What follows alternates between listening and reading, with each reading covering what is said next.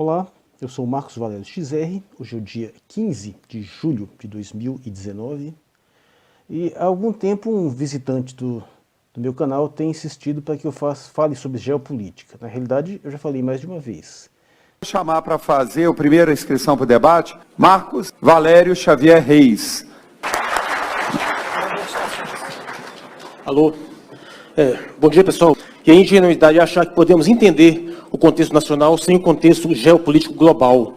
No momento histórico atual, nós estamos passando por uma espécie de guerra fria entre dois modelos econômico-políticos, um dos quais é o modelo privatista liberal norte-americano, que é capitaneado, como sempre, pelos Estados Unidos, e o modelo do BRICS, que, na verdade, envolve a maior parte da humanidade, né? O senhor Marcos Valério, da Ação Avante.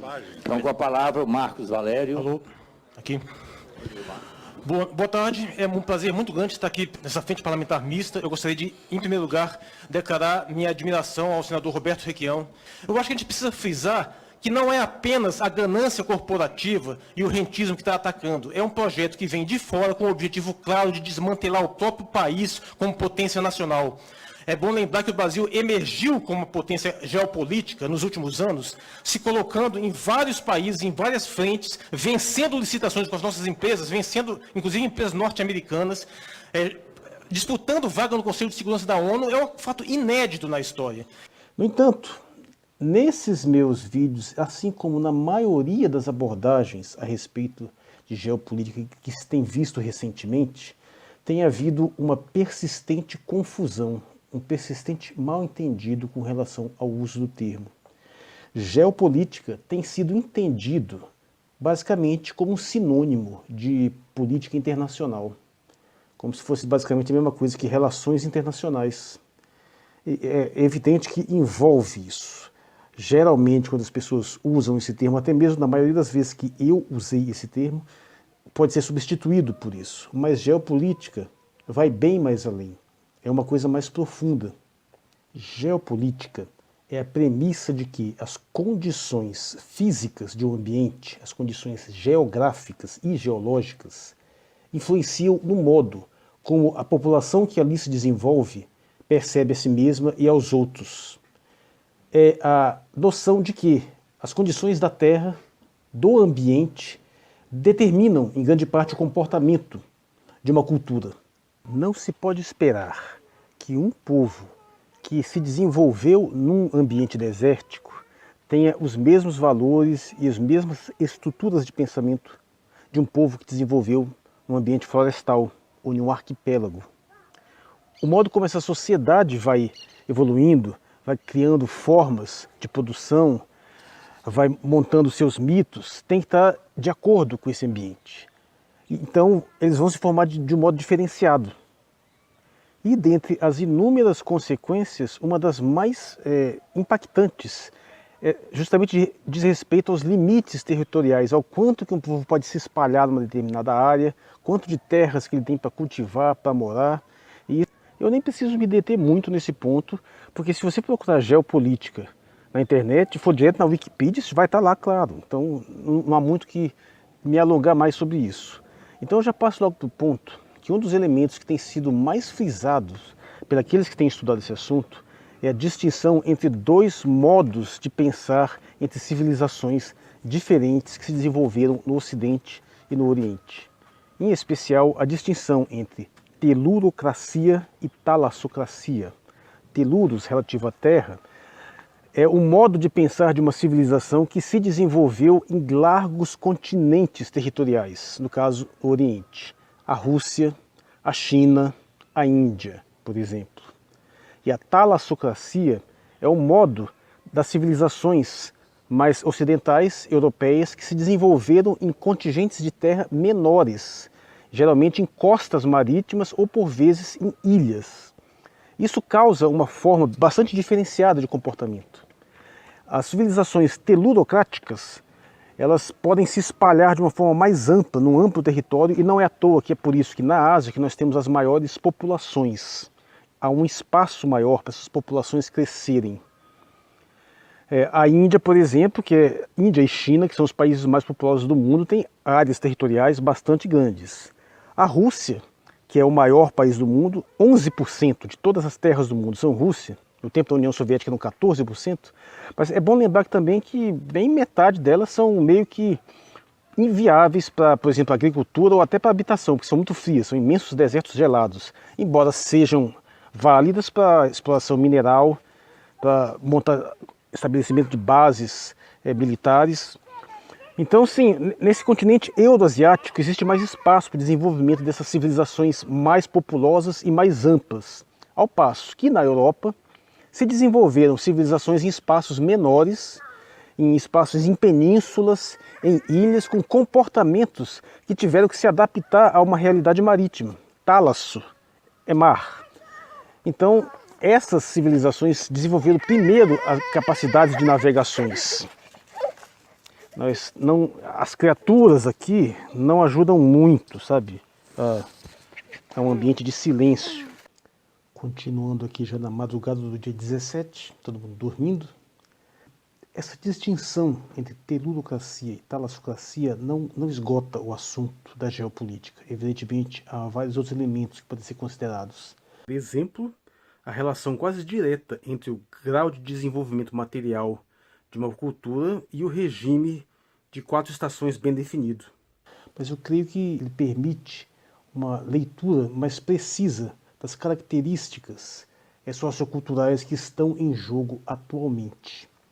Considerando que as nações herdam os seus princípios de desenvolvimento mesmo quando vão colonizar outras terras. Por exemplo, os Estados Unidos é um país continental, é imenso, mas ele foi colonizado por Inglaterra.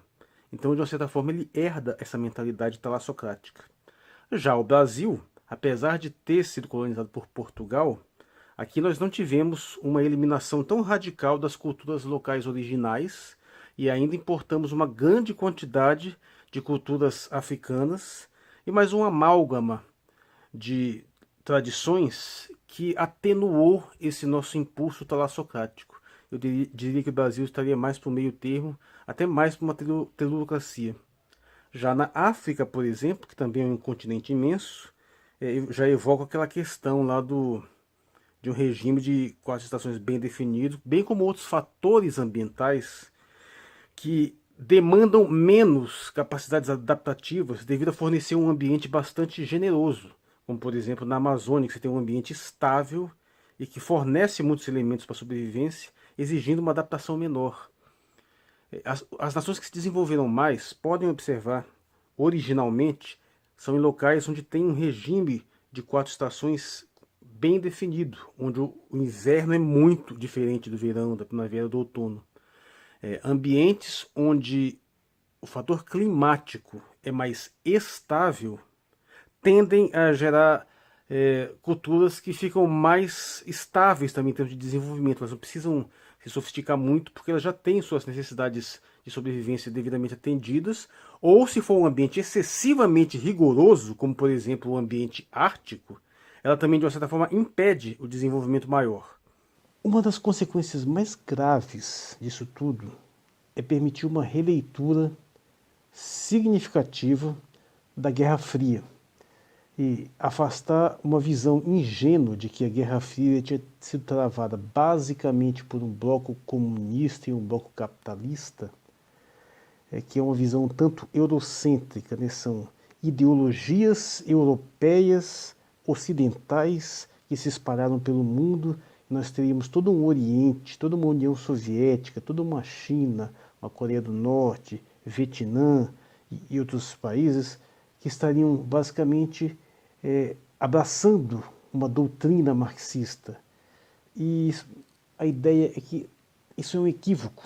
O que aconteceu foi que essas doutrinas, primeiro que não vieram de forma inalterada, elas foram adaptadas significativamente pelos trabalhos de Lenin, de Stalin, de Mao Zedong, de Kim Il-sung, e elas foram ressignificadas e desenvolvidas de um modo especificamente oriental, jamais adaptado a essa mentalidade.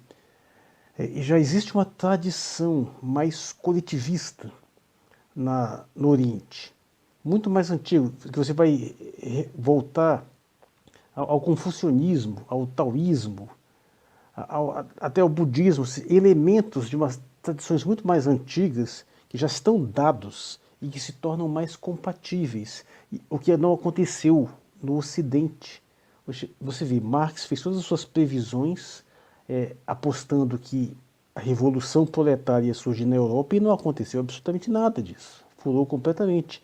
Elas foram ter versões modificadas em países largamente agrários, pré-revolução industrial praticamente. A ideia é que as forças que realmente estavam em jogo e ainda estão agora são mais profundas. Não é uma simples questão de ter um modelo econômico tal, um modelo ideológico tal que você joga assim, cada um abraça de uma forma meio que aleatória ou arbitrária. Não, há mentalidades muito mais profundas. É aquilo que se chama do choque de civilizações. Ou seja, você, mesmo depois que mudou um bocado com a dissolução da União Soviética, que passou por esse processo de capitalização, mesmo com o socialismo chinês dando uma liberalizada no seu sistema, isso não alterou a cisão geopolítica fundamental. E qual é essa? É que, na mentalidade telurocrática típica do Oriente, por você ter vastos continentes territoriais, você tem uma certa um movimento de se manter mais naquela área, e você só se expande por iniciativas mais suaves, mais comerciais. O fato é que nunca existiu um movimento dessas grandes potências orientais de vir, por exemplo, invadir o Ocidente, com a exceção de que do Japão, que é um país insular, é um arquipélago. Então ele já não tem exatamente a mesma mentalidade telurocrática. Embora ele não tenha uma mentalidade talassocrática típica do Ocidente, mas porque ele tem uma certa influência também da China, claro. Mas o fato dele ter se desenvolvido, uma civilização se desenvolvido num arquipélago, em pedaços de terra mais limitados, cercados pelo mar, altera o modo de comportamento. No Ocidente, desses países menores, dessas penínsulas, na Península Itálica, o Império Romano, tanto que ele se alastrou por via marítima, ao passo que com Gengis Khan foi totalmente por via terrestre. E você vê posteriormente o desenvolvimento. O primeiro país europeu a promover as grandes navegações foi Portugal, um paísinho pequeno empurrado numa costa marítima, sem ter muitas opções de expandir territorialmente. Então o que ele faz? Se lança para o mar. A Espanha acompanhou, a Holanda também, que é um país pequeno, acompanhou, por fim França e Inglaterra, que foi a maior potência imperial global, um país insular que se espalhou pelo planeta inteiro e chegou a ponto de invadir e colonizar civilizações antiguíssimas, como a própria Índia ou como a própria China. O que se quer colocar nessa distinção é que a mentalidade expansiva, imperialista e globalista, ela é típica do Ocidente, ela é típica da talassocracia. E isso já de muito tempo, não é uma coisa recente, é uma coisa que remonta à antiguidade. Você não teve, o fato é que você nunca teve movimentos do Oriente para vir tomar a Europa. Não, você teve o contrário, foi Alexandre o Grande que saiu da Grécia e saiu invadindo a Índia e foi até o Oriente, praticamente desenvolvendo aquela rota da seda lá. E depois foi retomada várias vezes, inclusive por Marco Polo. Ou seja, foram os franceses que invadiram a Rússia, e depois os alemães. Você não tem um movimento contrário, e você tem essa exceção, que é o Japão, que é um país insular, que de fato chegou até o Havaí e só. Não foi, e dominou aquela área do Oceano Pacífico ali. Quando você observa o que se tem hoje na suposta expansão da China e da Rússia, você nota uma coisa muito diferente. A China, de fato, tem aumentado sua influência mundial, mas essa influência tem sido claramente, escancaradamente e unicamente comercial. Ela faz negócios, tem uma certa influência. Isso não é acompanhado de tropas que vão formar bases ali. Isso é muito diferente. Quando você teve a expansão do Império Britânico e as companhias das Índias, que é uma ideia totalmente ocidental, as companhias das Índias que foram para o Oriente, isso é uma ideia típica da expansão talassocrática. São você criar uma mistura indissociável de comércio e militarismo, onde você abre caminho pela força das armas. Se você observar todo o processo de colonizatório ocidental, de França, Inglaterra, Portugal e Espanha, você vai notar essa presença constante das armas, do militarismo. Essa ideia absolutamente ingênua de que esses países se expandiram por meras relações comerciais é completamente insustentável, essa noção que liberais gostam de levantar até hoje. Não, isso é completamente falso. Foram invasões, foram operações militares que dominaram territórios, que tomaram terras, que mantiveram rotas à força para garantir essas aberturas comerciais. E de formas extremamente invasivas. Por exemplo, nós temos o caso historicamente indecoroso da Guerra do Ópio, travada na China, onde o Império Britânico invadiu, atacou a China para obrigar a eles a manter liberado o comércio de ópio. E o que? Que o ópio estava causando um grande impacto social lá, as pessoas era uma droga de consumo popular e estava gerando vários problemas sociais. O que o Império Chinês fez? Proibiu o consumo de ópio. E a Inglaterra foi lá e invadiu para obrigar a manter o consumo de ópio aberto, ou seja, o liberalismo imposto pela violência. E venceu a guerra. E hoje nós estamos aí com essa história toda aí do combate ao narcotráfico, né, que é uma fraude absoluta. Por quê? Porque o narcotráfico serve essa mentalidade talassocrática. O narcotráfico serve ao sistema capitalista. Ele tem uma função muito clara, ele movimenta fortunas incalculáveis por um sistema mais oculto, disfarçado, mas ele está dentro desse sistema. Não é por outro motivo que você tem essas posturas claramente contraditórias, onde você tem países como os Estados Unidos, com um tremendo poderio bélico, tecnológico, capacidade de espionagem, de infiltração, um incrível poder de derrubar governos, mudar, invadir, tomar, capaz de fazer isso com países fortes, e não consegue acabar com o narcotráfico numa Bolívia. Invadiu o Afeganistão e não acabou com o tráfico de heroína, que só vem de lá das papoulas. Isso não é por acaso, está dentro do sistema.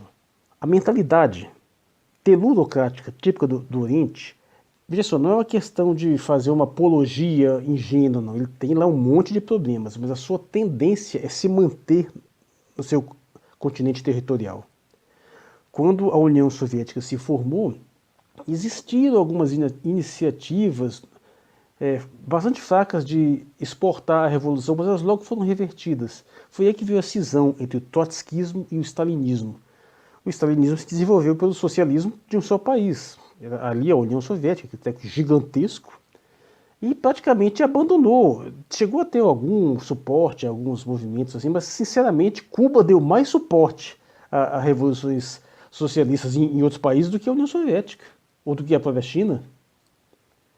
Cuba, por sinal, uma ilha também, né? Claro, houve um movimento trotskista que tentou fazer isso, mas sem suporte soviético, ele chegou a se voltar contra a própria União Soviética. Um dos maiores inimigos de Stalin foi Trotsky. O ponto é que, tradicionalmente, as potências orientais, elas não desenvolveram essa mentalidade de sair simplesmente expandindo pelo planeta inteiro pela força das armas. É um sistema diferente. E como é que isso se coloca hoje, na atualidade? Como é que a gente pode ler dessa forma? Estamos no lado onde imperam as tradições talassocráticas. Essas tradições que tendem à expansão ao comércio, num sentido mais amplo, elas têm inúmeras vantagens. Elas são mais cosmopolitas no sentido de estabelecer relações mais bilaterais entre povos diferentes, então elas são mais tolerantes, menos preconceituosas, elas têm que aprender a lidar com culturas diferentes para estabelecer essas relações. E isso tem inúmeras vantagens no sentido de você se lançar, conhecer o mundo.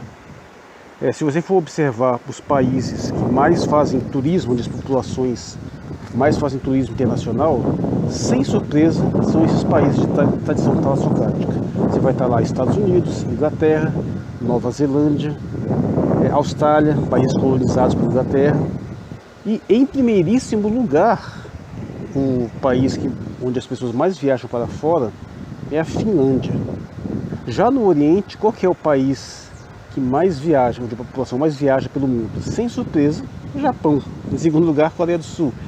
Note que tem uma mentalidade de ser mais aberto à expansão externa, ao passo que o pessoal já oriental da tendência telurocrática, russos, chineses, já são bem menos dados a esse comportamento. Eles são mais voltados para si, mais tradicionalistas, mais coletivistas, mais voltados para a sua própria terra.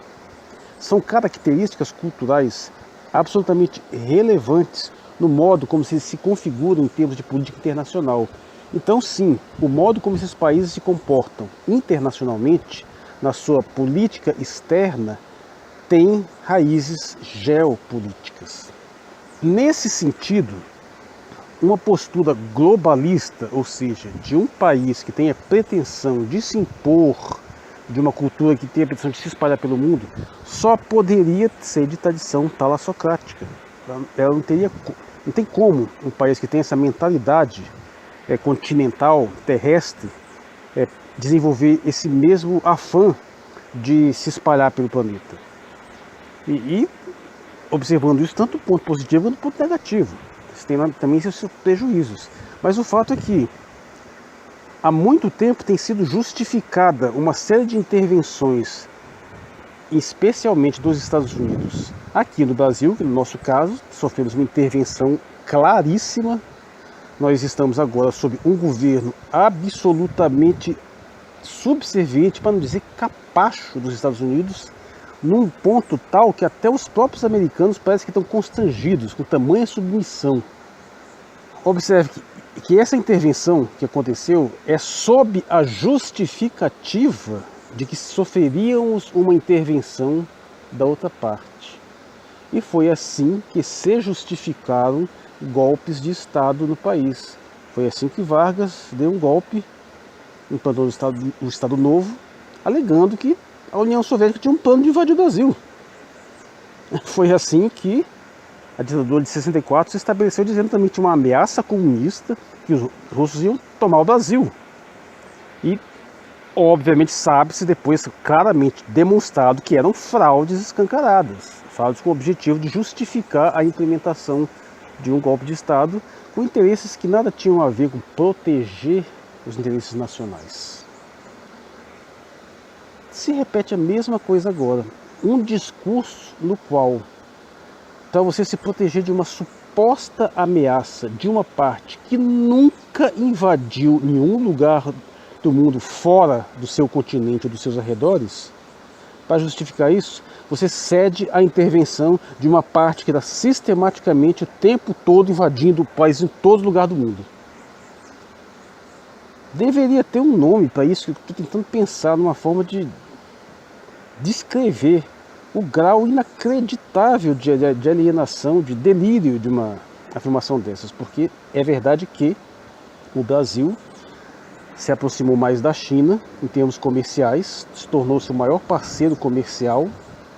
É verdade que alguns países da África estabeleceram relações de dependência fortíssimas com a China, a ponto da China já ter comprado grande parte do país assim, para estabelecer fábricas, depósitos e fortalecer as relações comerciais.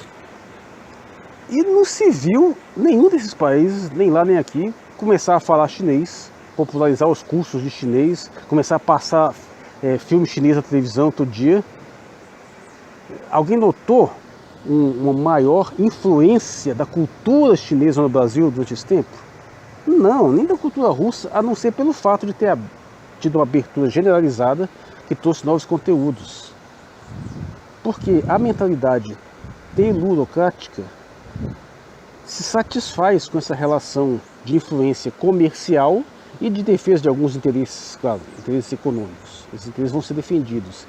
Mas ela não tem essa pretensão de fazer uma colonização, nem no sentido físico, nem no sentido cultural, que sempre foi uma característica, por exemplo, da Inglaterra, da Europa em geral, que colonizou a África e as Américas, impôs inclusive os seus idiomas lá. Metade da África fala inglês, ou francês, ou português, ou espanhol. A Inglaterra, ao invadir a Índia, obrigou a Índia a colocar inglês como idioma oficial. A Península Coreana é um exemplo fantástico. A Península Coreana foi invadida pelo Japão durante muito tempo. Os japoneses impuseram a língua japonesa, chegaram a tentar até proibir a língua coreana. Depois foi invadido pelos Estados Unidos, mas aí teve a Guerra da Coreia. O resultado, olha só que interessante. Será que é por acaso que a Coreia do Norte é a parte mais recuada do continente, do lado da China, enquanto a Coreia do Sul ficou lá isolada como na península, com a Coreia do Norte ao norte totalmente cercada pelo mar? E a diferença de relação dos países, como é que eles se relacionam internacionalmente? É mais um exemplo claro de que essa leitura entre uma tradição telurocrática, continental, terrestre, é muito diferente da tradição talassocrática marítima. E note que, além do Japão, que já exporta sua cultura em massa para o mundo todo, a gente, depois dos Estados Unidos, a cultura mais influente, cultura pop, midiática, é japonesa. É evidente isso. Mas recentemente a Coreia do Sul começou também a se tornar bastante forte nessa exportação cultural. Tem um bocado de filmes sul-coreanos, Netflix, por exemplo, começou a exportar artistas pop por aí com certa frequência, porque, mais uma vez, essa ideia de projeção para fora. Olha só, eu estou gravando esse vídeo num Samsung. Percebe essa sutileza, a diferença, o modo como se relacionam os países a nível talassocrático e a nível telurocrático? E agora eu acho que o ponto mais importante é evitar cair assim numa simples recriminação, porque, como eu disse, essa ideia do comércio internacional, da relação internacional, ela tem um amplo lado positivo. Agora, o problema é que o globalismo, que já é um salto além, que já é uma pretensão imperialista maior do que a mera talassocracia, ela obviamente só pode se realizar a nível talassocrático. Não tem como você pensar num globalismo telurocrático. Então, é por isso que falar num globalismo russo-chinês é um completa de uma asneira. Isso não existe esse. Primeiro que nem tem essa de Rússia e China aliados no projeto cultural único. Isso é uma baboseira completa. E segundo, que nenhum nem outro tem uma pretensão de projeção global. E vamos ser sinceros, China tem 5.000 anos de existência, Índia tem 6.000, e esse pessoal desenvolveu as mais antigas tecnologias da história. Você acha que esse pessoal tivesse uma tendência à expansão, já não teriam se expandido há muito tempo? Não, o máximo que fizeram foi ali nos seus arredores. A questão, por exemplo, de Taiwan, Hong Kong, da China, é resultado da Guerra do Ópio. Hong Kong foi tomada da China por causa da Guerra do Ópio. Em suma, temos esses orientais com suas populações enormes, com seus imensos pedaços de terra, geralmente numa posição mais estável, que são visitados ou invadidos por tradições ocidentais marítimas. E a dinâmica do mundo tem sido assim. Só que o que acontece com o Brasil? Apesar de colonizado por Portugal e a sua tradição talassocrática, que é um pouco mais fraca que a inglesa, o Brasil não erradicou suas culturas locais, como aconteceu, por exemplo, em grande parte dos Estados Unidos, por exemplo. A cultura indígena aqui ainda é muito forte, a mentalidade indígena do Brasil é forte. E o Brasil também acomodou melhor as tradições africanas. Por exemplo, os africanos, quando foram levados para os Estados Unidos, o processo de aculturação deles foi brutal. Eles foram desprovidos completamente das suas tradições culturais. Aqui no Brasil, não. A gente tem religiões de matriz africana até hoje aqui. Porque não existe lá nos Estados Unidos. Lá nos Estados Unidos, as comunidades africanas tiveram que desenvolver uma versão de cristianismo bastante popular nas igrejas, e fora outras tradições que o Brasil recebeu também. Então nós temos uma mentalidade diferenciada. Nós não somos talassocráticos, nós não somos liberais, nós não temos uma mentalidade parecida com Estados Unidos pelo amor de Deus. Alguém que diz que Brasil e Estados Unidos são países parecidos culturalmente não pode estar falando sério. E eu digo isso não é só pelo fato de termos sistemas métricos diferentes, colocarmos o dia na frente do mês enquanto eles fazem o contrário, o fato de a gente gostar de futebol enquanto eles gostam de aquele futebol americano lá que você joga com uma banana gorda lá e chama de bola, ou porque eles gostam de Fórmula Indy, a gente gosta de Fórmula 1, ou as nossas festas serem diferentes. Não é só isso, é mais profundo. Não só o fato de nós sermos predominantemente católicos e predominantemente protestantes. Mas isso tudo já induz uma mudança de mentalidade diferenciada. O brasileiro tem uma tradição, inclusive, mais estatista. Tem uma relação de dependência do Estado, que não é uma coisa boa em si, mas é marcada. É claro, no Brasil, por exemplo, o Estado precede a nação. Chegou um Estado relativamente organizado aqui, antes de ter uma noção nacional clara. Nos Estados Unidos é o oposto. Os colonos foram lá com o objetivo de povoar o país, começaram a se organizar, sofrendo a opressão da coroa inglesa, e fizeram uma revolução para se livrar, fizeram uma guerra brutal para se livrar da opressão inglesa e formar um país, formar um Estado próprio. É outra mentalidade que nós temos aqui. E aí você nota a diferença. Nossa especificidade cultural, ela tem que ser respeitada, primeiro por uma questão de sentido patriótico. O que é o patriotismo?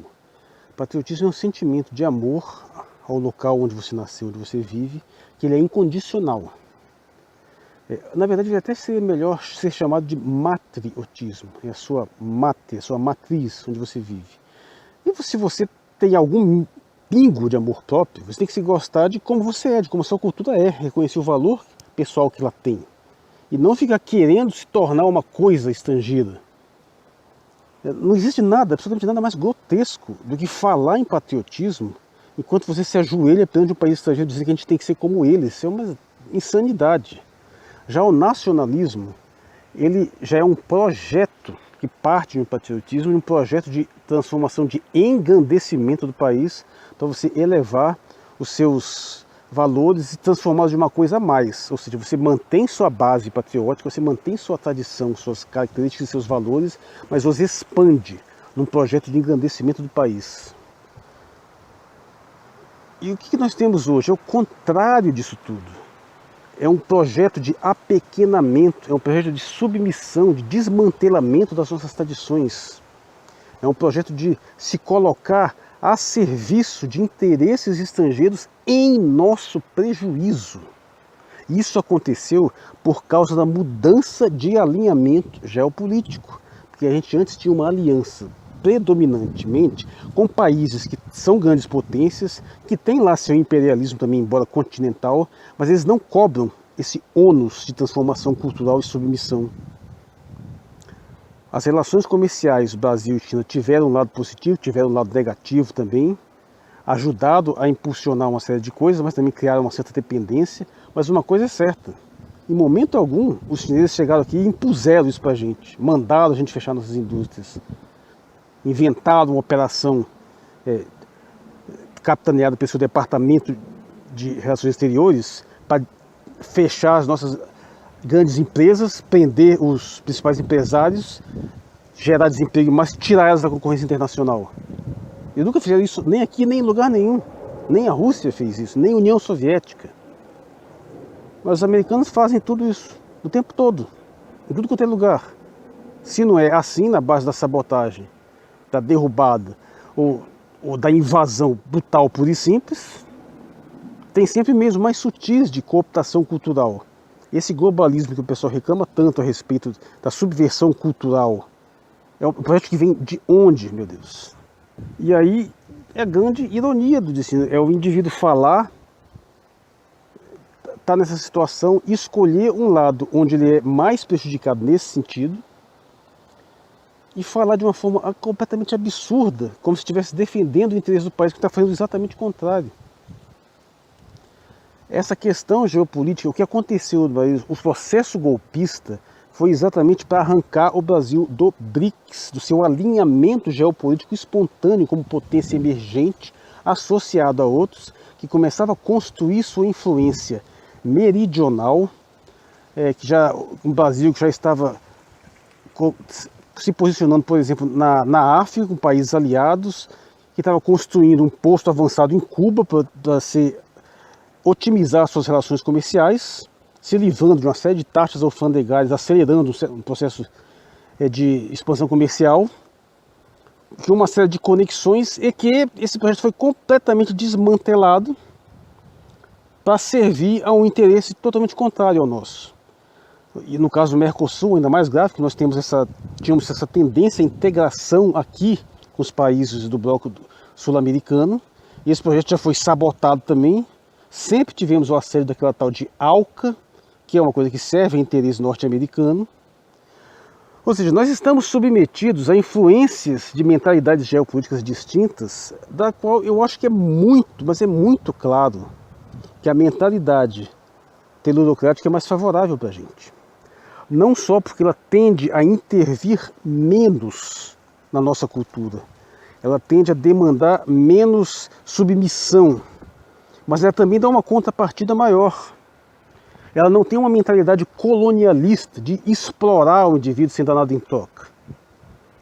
E, para finalizar, eu gostaria de frisar que não é só uma simples questão de mentalidade talassocrática. Existe uma outra estrutura geopolítica em ação aqui também, que afeta, que subverte a própria mentalidade talassocrática.